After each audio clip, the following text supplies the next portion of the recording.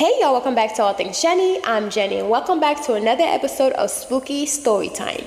And happy Halloween. So every Halloween, I always go on Reddit, Let's Not Meet, and get some crazy stories to spook myself, of course. So this year I decided to go through to find some crazy stories for you guys, and I came across this one that you will love, actually. You will love. Because this one really had my jaw on the floor, and it's called the Craigslist job. Y'all remember Craigslist? I used to go on there to find jobs all the time. But after this, I probably would have never gone on Craigslist ever again. So I start off, it started on Tuesday afternoon. I was scrolling through Craigslist looking for quick jobs, babysitting, moving help, anything. That's when I saw a post that caught my eyes. Paid attendees needed for funeral. $1,000, 1 hour, no questions asked.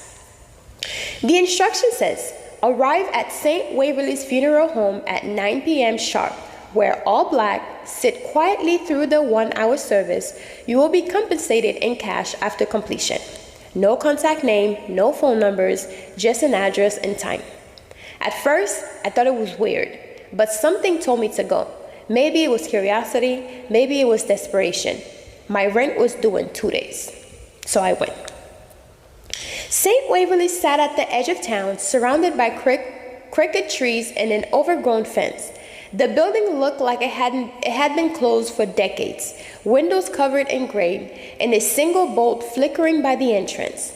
When I stepped inside, the air changed. It felt heavy, humid, like the air right before a thunderstorm. There was no one there, no staff, no mourners, just a faint smell of lilies and something that made my stomach turn, like metal and decay. On a small wooden table by the door, there was a folded piece of paper with my name written in it in shaking handwriting. I unfolded and it read, "Welcome guests. You have been chosen to fulfill Mr. Hollerson's final wishes. Sit in the front row and remain seated until the service ends. Do not leave the room.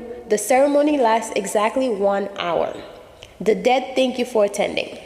No signature, no explanation.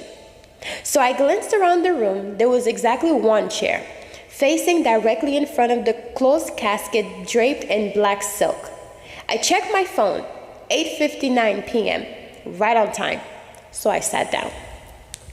At first, it was just silent. Then came the clicking, a faint rhythmic sound echoing through the walls. I looked for a clock, but there was none. The light began to flicker, and a soft humming filled the air like a far-off choir singing underwater. Half an hour in, I started hearing footsteps behind me, slow, dragging footsteps. I turned around, but the room was empty. Still, I could feel someone watching me.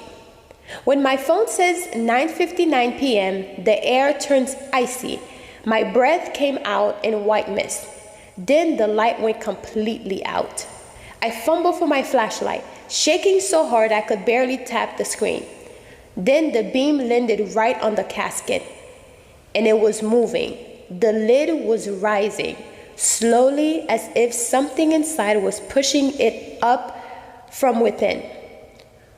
When it finally lifted, I saw a pale, waxy face staring back at me, eyes open, mouth sewn shut with black thread, hands folded tightly on its chest, but the fingers were twitching, like they were trying to grab something unseen. Pinned to his shirt was a note. I stepped close, everything screaming, "Don't look, don't look, don't look," but I couldn't stop myself.